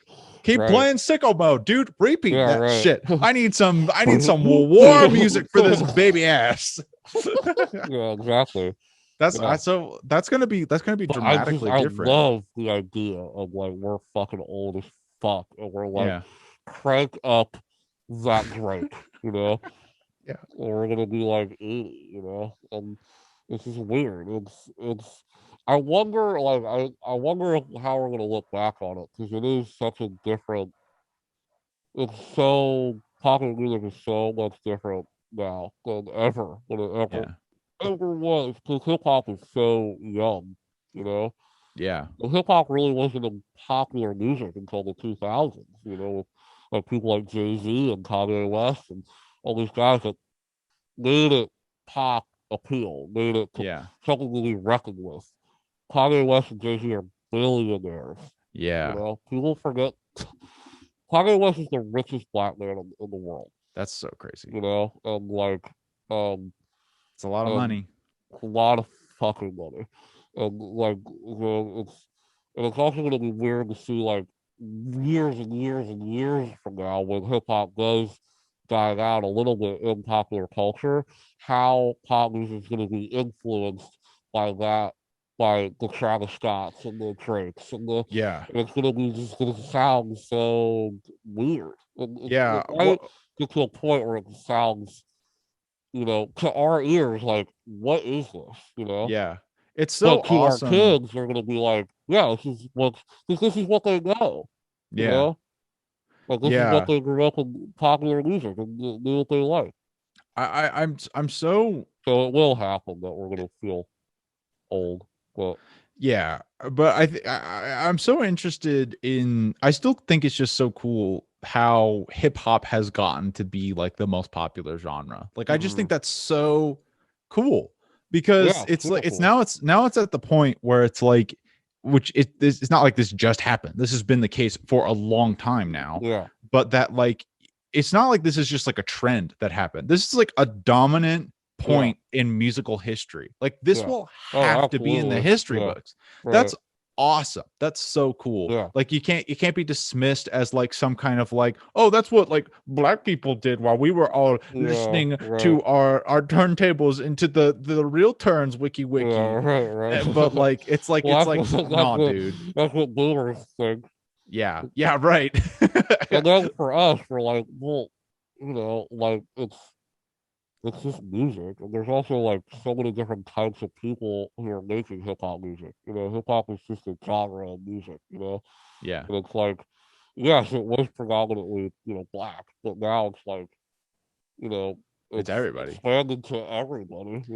The other thing I think is really cool is how like electronic music has just exploded too. Like, Yeah, and I oh think my that has to god. do with like all the accessibility to music software, like Yeah. Logic and FL Studio especially, Yeah. where FL Studio is fascinating to me because that's like primarily geared towards hip hop music, Hmm. um, and that's like how like the whole SoundCloud thing blew up. Like SoundCloud is kind of dying now. Like that whole era Yeah. of the Little Pumps, the Little Xans, the Playboy Cardies, the Triple X Concussions, like that Yeah. all came up from this weird era of SoundCloud rap that was very like inspired by punk music and very like aggressive and lo-fi as fuck Yeah. grimy beats that people were making in their basement, you know? And that's a fascinating era of music. I frankly did not like it at all. But no, I didn't dislike any of it, but it was a very interesting movement that went on, and we're seeing the aftermath of it now. Like Juice World. Juice World was, I mean, he passed Yeah. away, but he was a SoundCloud guy, but he became huge, huge, pop star, That's a playing pop songs. that's an interesting point that it has been a really long time since there has been like someone relevant who has popped up through SoundCloud or something. And now it's Yeah. like and it's really this is such a like typical like American pattern that like we had a couple of people like blow up and get famous and now it's a whole thing in our generations of people Well, being SoundCloud rappers and trying to make yeah. it through that. Yeah. And I think, well, now I think we don't see it that much because back in the day, back when it first started, we chose the Triple X Tentacions, the Lil Peeps, the Lil Pumps, A lot of little Lil guys. Xans, Lil Nas X, All those little all these peeps. people. But now, because of those Lil Pumps and things, are successful, so many people, more people trying to do it. And so Yeah. now the field of SoundCloud rappers is just Huge. Yeah, it's so ridiculous. diluted. Yeah. It's like you're in a giant ocean, and they Yeah. all sound the same because they're all modeling off of, this trend. They're trying to, become the next Little Pump, distorted 808s, you know, and fucking just scream and Yeah. with the triplet flow and say nothing. Yeah. That's what mumble rap is. That's what people call it mumble rap. That's what we're referring to is the SoundCloud era of rap music. I Which I kind of think is got very, I don't think it's a genre that we should dismiss. I really don't. no, no, But no, it is, no. it's too big and it was interesting. And when it gets interesting is when you start looking at live shows of people like Little Pump Hmm. because there is a rebellion there and there is a rebellious spirit that is very similar to punk music. That Hmm. like these kids, these teenagers, see this rebellious guy doing bass taps, you know, doing drugs, like Yeah. like making this super aggressive music, and it translates to it live. You see these kids, these teenagers, go ape shit, dude. Go fucking Yeah. ape shit. Like, or fucking punch each other in the face. Like, they can't get enough of it. I mean, look how big 6ix9ine, got. Yeah, Takashi right. 6ix9ine, who's, going downhill now, but shows a little punk. All these guys, they sucked. They were horrible, right? Their music was interesting for a time, but they weren't very good artists, so they just Yeah. started making the same song over and over and over again. And that was you won't last. And so all Yeah. these guys are dying now, except for like a Cardi who's kind of doing more interesting things. But it was a really interesting like time, you know. Yeah, it's interesting to see how like you have to kind of look at like music through. I mean, you can do whatever the fuck you want. You don't have to do anything. But you get a lot out of looking at music and both how the music sounds just aesthetically in like literally listening to the Yeah, song and then the impact that it has on the culture, right. Like that's a And you that's don't a have to like it. Like I SoundCloud is fascinating to me, and like just reading up about it. I lived it. You know, I saw these artists pop up, and it's just like, man, I don't like this at all, but like there is obviously connecting with people. You know, and it's obviously this is something to be reckoned with. You can't yeah. like ignore someone who's from SoundCloud who's selling out, venues, And the other thing to that is that even if you don't like the music as it is, sometimes that can be a really good motivation to take something from that music and then make something good out Well, of it. right. I think that's what um I think I there's feel like maybe a lot of JPEG. people. I mean, even like someone like yeah, JPEG. I think for sure was like maybe not inspired by SoundCloud rap specifically, but definitely inspired by like the. I mean, what makes him so genius is his music sounds like it comes from the dark web. You know, Yeah. it sounds like it comes from the deep depths of the internet, and that's you know SoundCloud. You know, that's this kind of sound that was. So there's definitely a connection there to that for sure. But I even like someone like Denzel Curry, who is Sure. came out of that SoundCloud era, but was definitely more lyrical and had more of an ambition to as an artist of like what he wanted to do. Yeah, like Like be and he's some like definitely do something. yeah, more lyrical and more instead of just he has a great one of his hit songs is about that, and it's called Clout Cobain, where he sings about these people who are who are in it just for the clout, who are in it for just for but they're killing themselves. You know, they're Clout Cobain. They are getting to this level of fame and they can't handle it anymore and they're killing themselves with Xanax Yeah. and it's happening a lot. This isn't like a one-time thing. This has happened multiple times. Yeah, right. And Right. so, and that song is fucking incredible. And it's one of his biggest songs. But he came from that era. He was friends with Triple X Tentacion. You know, he was friends with Yeah. these guys. And so he made this really interesting track that was a response almost to this era of clout chasing that we live in with like the internet. And but he came out of that scene being like because if you listen to his early stuff, it has that vibe, it has that Yeah. aggressive like screamo thing, but some more technical flows going on there. Like if you listen to his early stuff, but now he's turned into a very very confident and very interesting rapper who's run the gamut of stylistics throughout his Yeah. whole career. You know, Which she's also done that at such an impressively young age to be at the yeah, he's point that super he young. is, Yeah, because he's he's like like, 22 or something, 21, yeah, 22. something fucking stupid that he's Yeah, that young and he's that good. It's yeah. crazy. And so like, but so yeah, dude, it's I'm always fascinated to see like the newest kind of.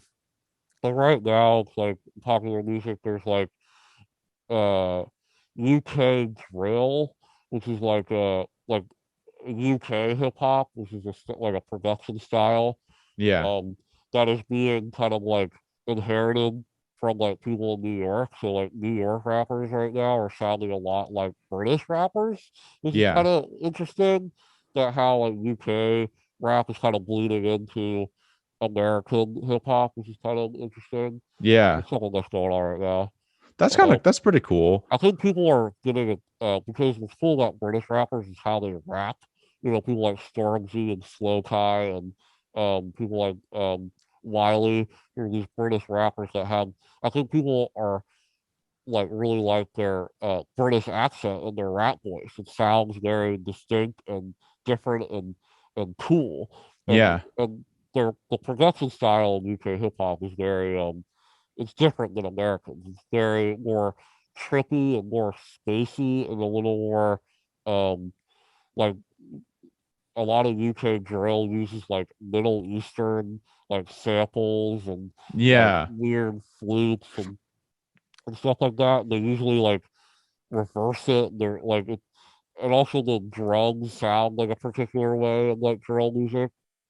Um It fascinates me how, like, this is not a dig on any of this because I find all this stuff like super fascinating, but how when something's like really popular and gets like uber popular or big, uh-huh.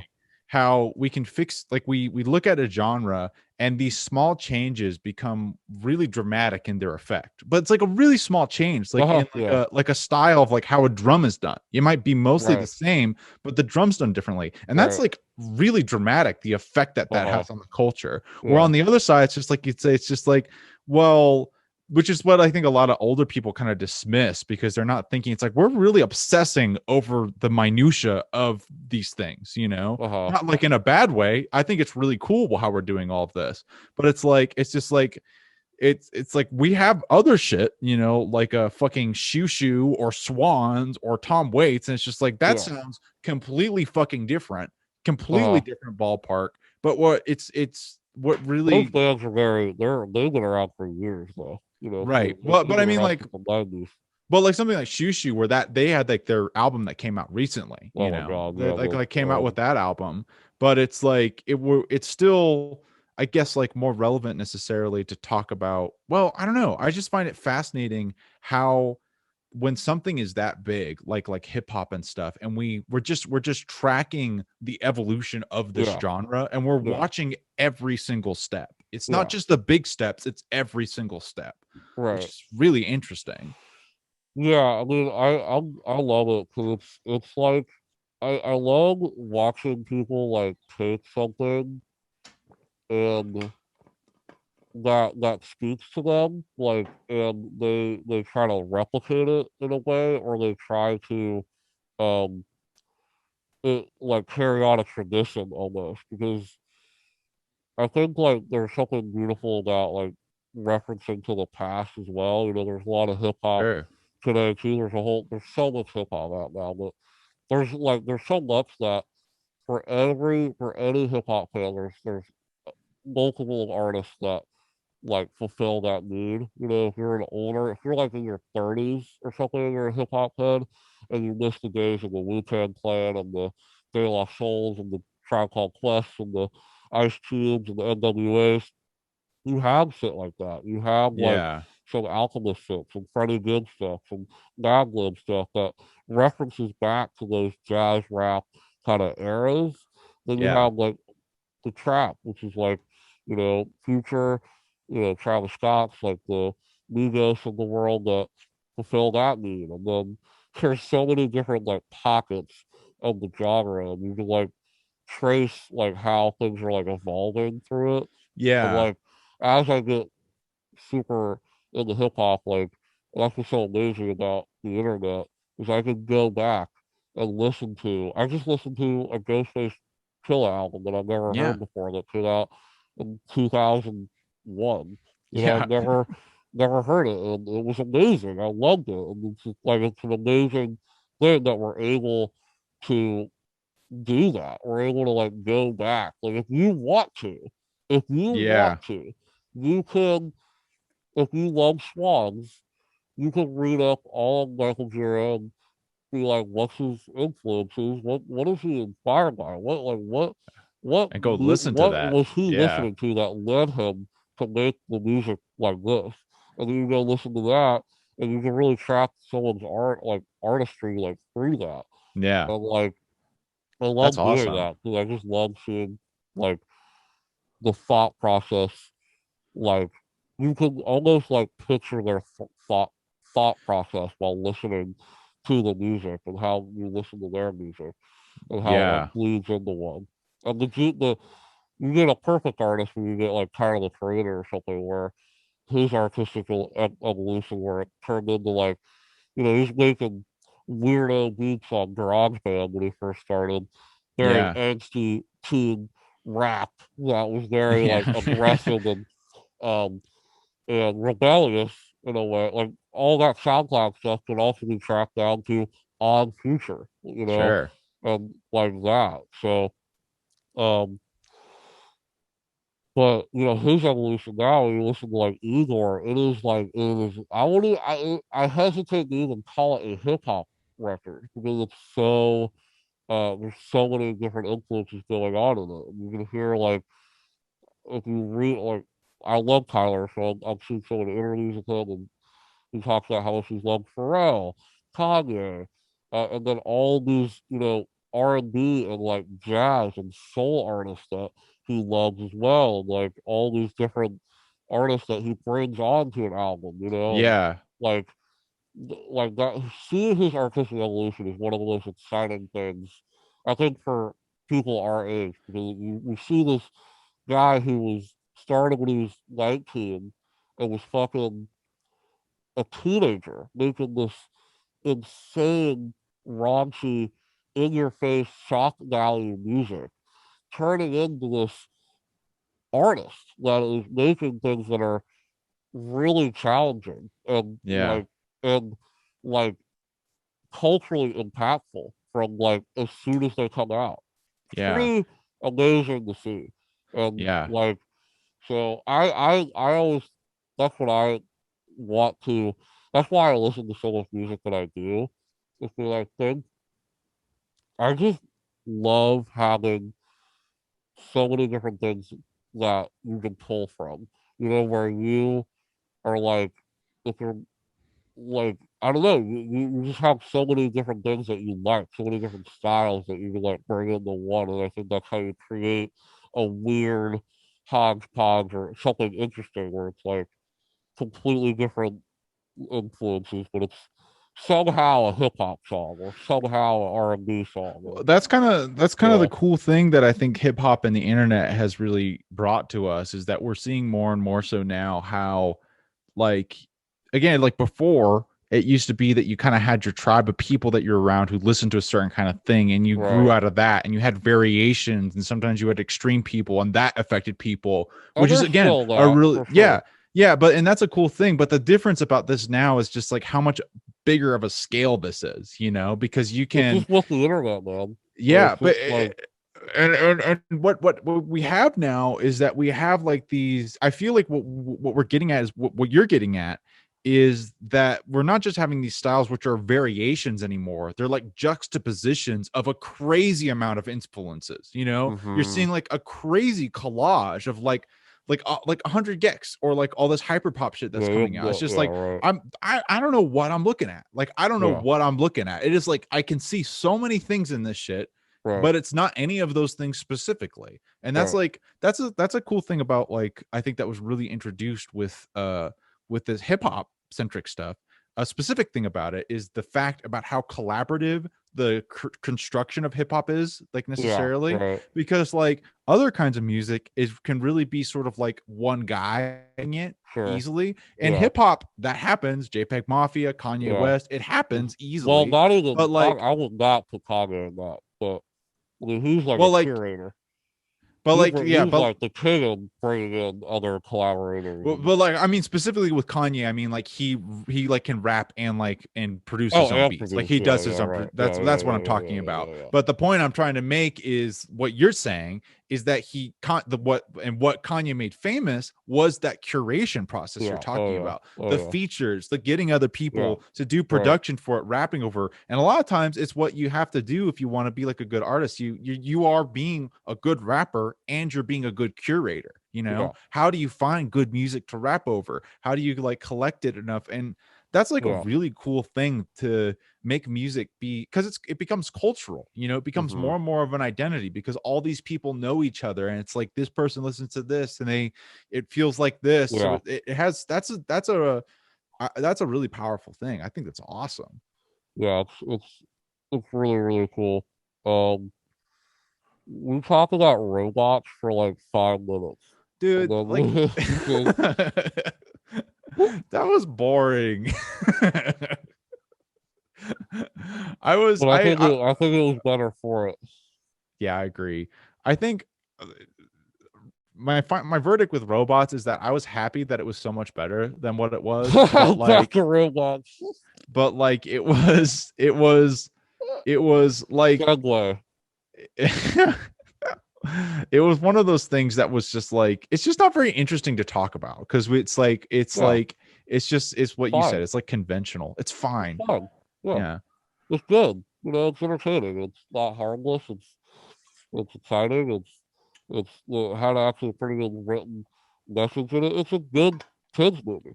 Yeah. It's a But good kids movie. It's not one of these trash animated kids movies that come out every year. It seems. yeah, You and know? I think it also I think is one of those movies that has like a really specific fan base around it, sort of tying back to that point Sure. too, Yeah. and Right. talking about fandoms and Yeah. enjoying shit. I think that movie had like a because it was more unique than a lot of that other just slew of garbage. I think it was more memorable too, you know, for Absolutely. the people But who also, saw it. like, it has like heart.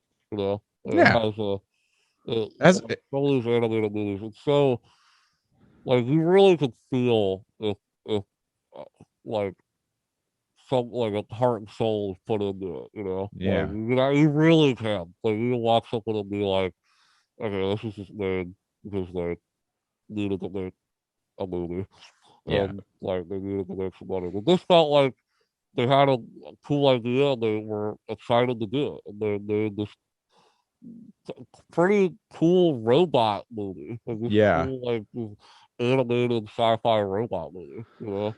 Yeah, speaking of like throwing in the towel with these cash movies, like animated movies specifically. That's kind of Throw in like the towel. it's like it's a weird thing to me that would happen with animation because animation it's hard to make a movie in general. It's hard to make any kind of movie like cash Yeah, grab or not.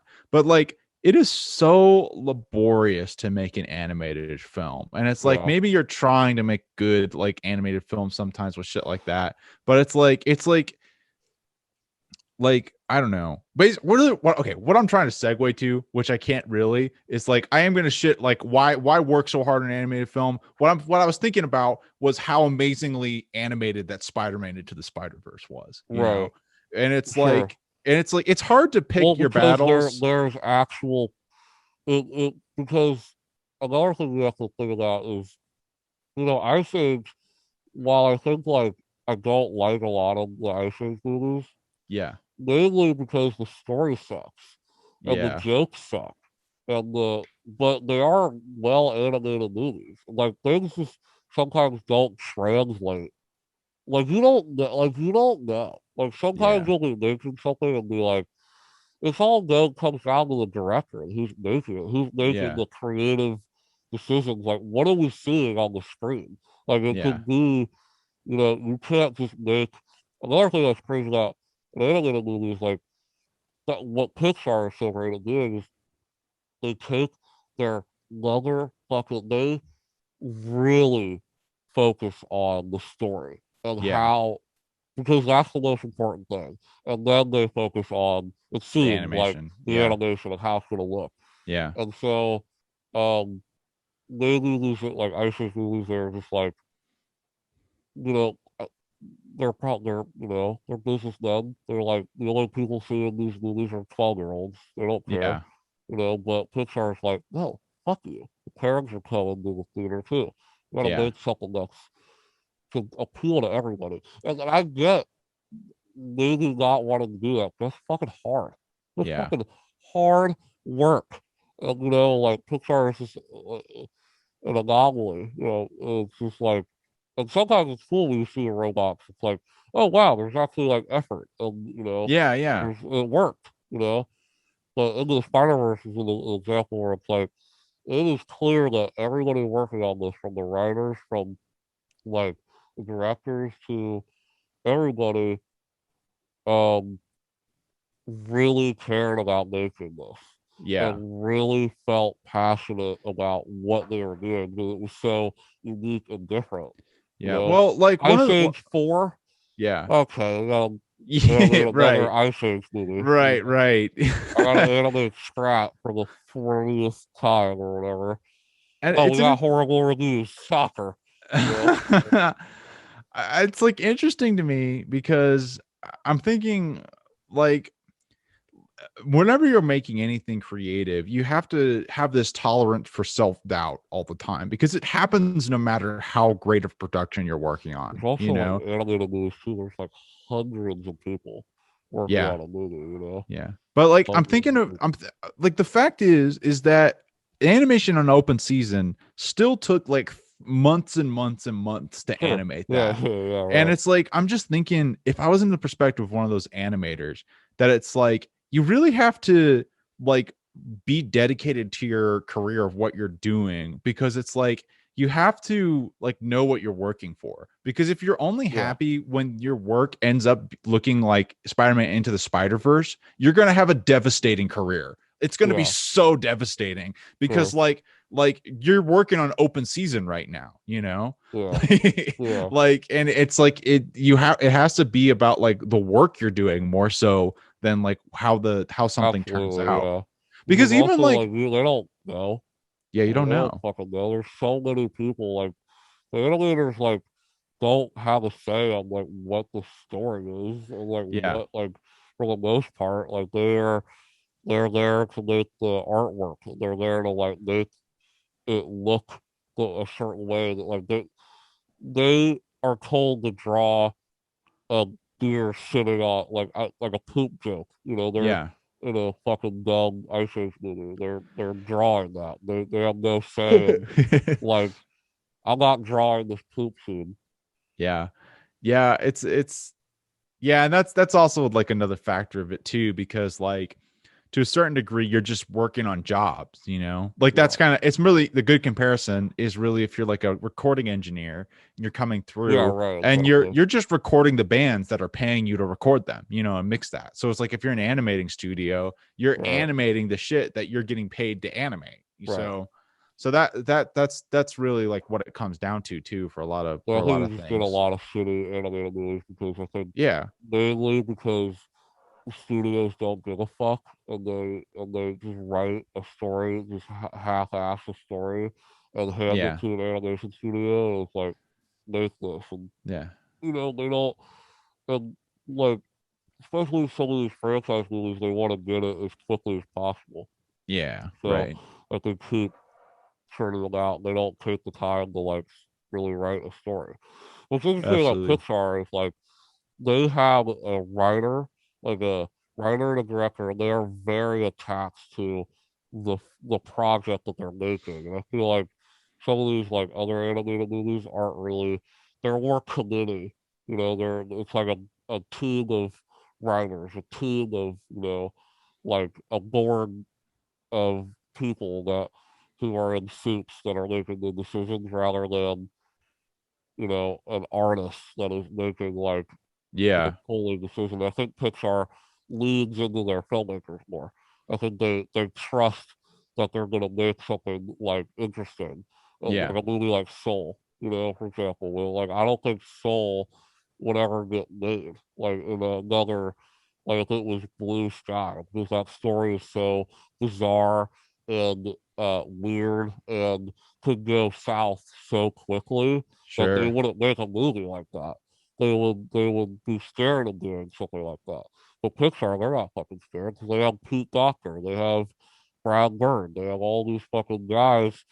There's only a handful of Pixar directors. They only work with 5 or 6 of them.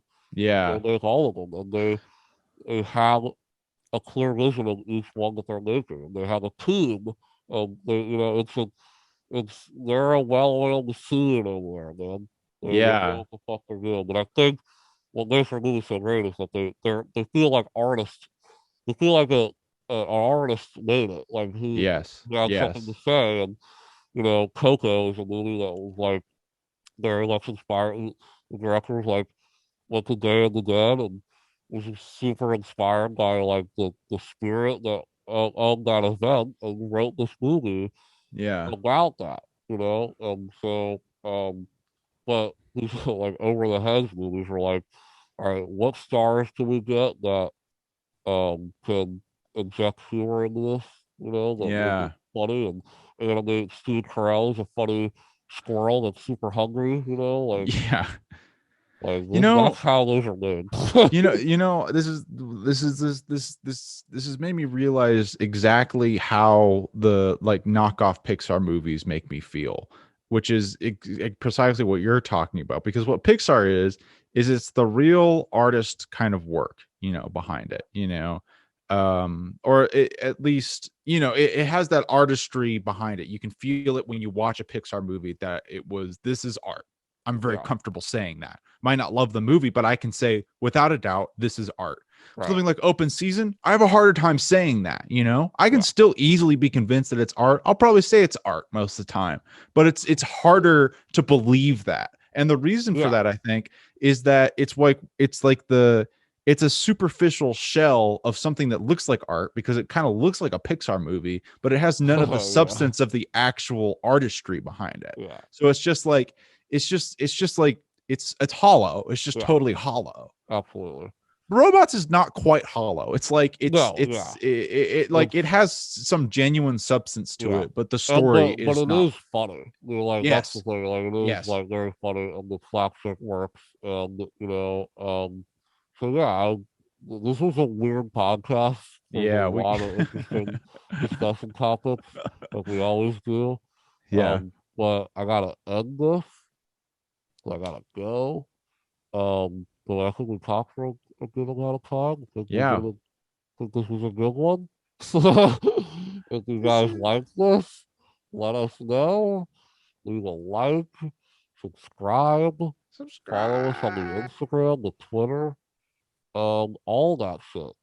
You know, Yeah. um, we're really close to 100, which We're is so close to fucking 100. Hey, so crazy.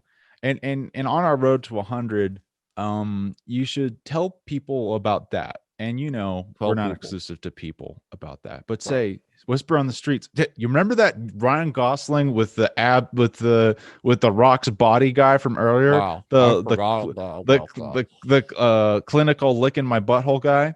Talk to him on the Yeah. street and be like, hey, I heard about you on Thick and Butter, and then bring him home to mom and dad and say, Bring hey, home.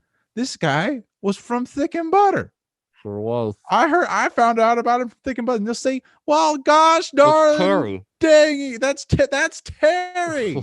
Shit, I gotta watch Thick and Butter. And then that family shows people, they show their family friends Terry, and then those family friends show them Terry, and Yeah. Terry just becomes famous and makes us famous. Do you understand the game plan here? This requires a I think lot of work from you. our audience gets it. Tell your friends, please, for the love Tell of your God. friends. Let them know about We Terry. will really appreciate it. Leave us a review if you guys like this podcast. Yeah. Say something. Yeah. Thank you guys all for listening. Thank you. Bye. Bye. Bye.